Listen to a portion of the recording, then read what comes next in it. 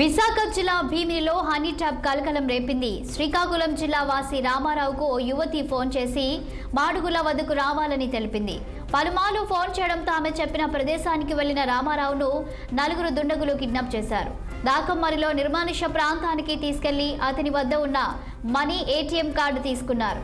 అదేవిధంగా రామారావు ఖాతా నుంచి దుండగులు మరో 7,000 కాజేసినట్లు తెలుస్తోంది. నగదు మాయంపై భీమిలి పిఎస్లో బాధితుడు రామారావు ఫిర్యాదు చేశాడు. ఘటనపై కేసు నమోదు చేసి 3 నిందితులను అదుపులోకి తీసుకున్నారు పోలీసులు.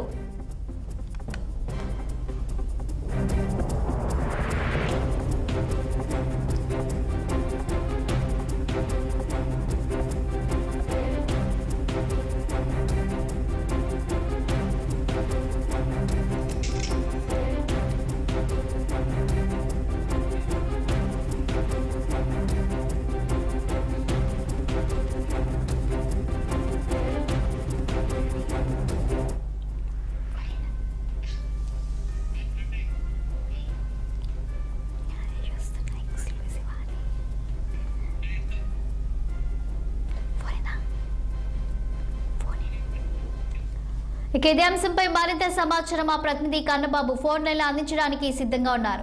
చెప్పండి కన్నబాబు, భీమిలిలో హనీ ట్రాప్ పై అప్డేట్స్ ఏంటి? పోలీసులు ఏమంటున్నారు? Good morning Shalini. ఏదైతే విశాఖ భీమిలిలో మరో హనీ ట్రాప్ కేసు అయితే కలగనరైంది. శ్రీకాకుళం జిల్లా వారికి సంబంధించినటువంటి రామారావు ఈ నెల 18వ తేదీన ఓ యువత నుంచి పదే ఫోన్ కాల్స్ రావడంతో రామారావు 19వ తారీఖున ఏదైతే పెళ్లికాలం వెళ్తున్నటువంటి సమయంలో మరొకసారి ఏదైతే ఈ యువతి ఈ రామారావు ఫోన్ చేసింది. ఏదైతే సంగి వలస మూడుగుళ్ళలో ఏదైతే ప్రాంతం ఏదైతే ఉందో ఆ ప్రాంతానికి రావాలని చెప్పేసి ఆ యువత కోరడంతో ఆ మాయ మాటల్లో మబ్బులో పడినటువంటి ఈ రామారావు ఆమె చెప్పినటువంటి ప్రదేశానికి చేరుకున్నటువంటి నేపథ్యంలో ఈయన వెళ్ళినటువంటి క్రమంలో ఎక్కడైతే ఆ ప్రాంతం నిర్మాణమైనటువంటి ప్రాంతం ఉంటుంది ఆ ప్రాంతాన్ని వెళ్ళినటువంటి వెంటనే ఎవరైతే ఈ అప్పటికే మాటగా ఉన్నటువంటి ఎవరైతే ఇప్పుడు నిందితులు 3 పోలీసులు అదుపులో ఉన్నారో వీళ్ళు 3 కూడా ఆయన్ని గ్రూప్ గా బంధించి అక్కడి నుంచి కిడ్నాప్ చేసినట్టుగా అయితే ప్రస్తుతం రామారావు అయితే ఆరోపిస్తున్నటువంటి పరిస్థితి మనం చూడొచ్చు. అయితే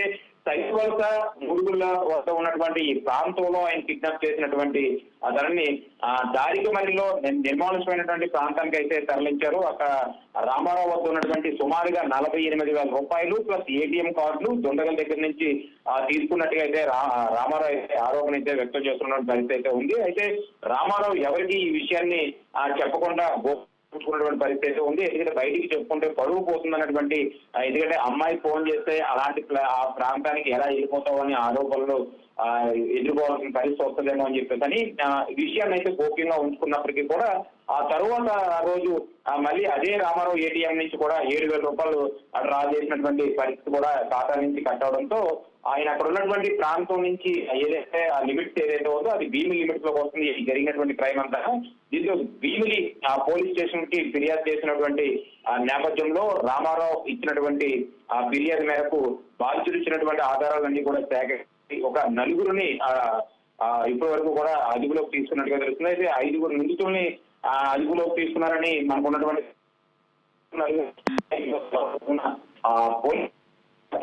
నేపథ్యంలో స్థానికంగా ఉన్నటువంటి మన రిపోర్టర్ వీడియోలు సేకరించి మనకు పంపించడం జరిగింది. అయితే ఏదేమైనప్పటికీ కూడా విశాఖలో తరచూ ఇలాంటి హనీ ట్రాప్ కేసుల్లో నిందితులు అయితే ఒక్కొక్కరిగా బయటకు వస్తున్నటువంటి పరిస్థితులకి ఏదైతే ఎవరైతే ఉన్నారో వీరందరి మీద కూడా ఈ కొద్దిపాటి సమయాన్ని ఇలాంటి ప్రెస్ మీట్ పెట్టి ముందుకు చెప్పే అవకాశం కూడా ఉన్నట్టుగా తెలుస్తుంది. అయితే ఏదేమైనప్పటికీ కూడా ఇలాంటి హనీ ట్రాప్ కేసులకి ఎవరు బలోపేతం కాకుండా ఉండేందుకు అయితే నగర సిపి ఇప్పటికే పలు హెచ్చరికలు అయితే జారీ చేశారు. అలాగే కొన్ని మీటింగ్ల వల్ల కూడా వీళ్ళందరికీ కూడా కౌన్సిలింగ్ ఇచ్చినటువంటి పరిస్థితి అయితే ఉంది.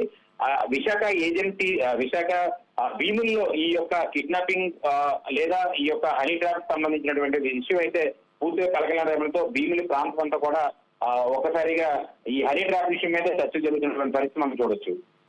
యువతిని పోలీసులు అదుపులోకి తీసుకున్నారా కన్నబాబు?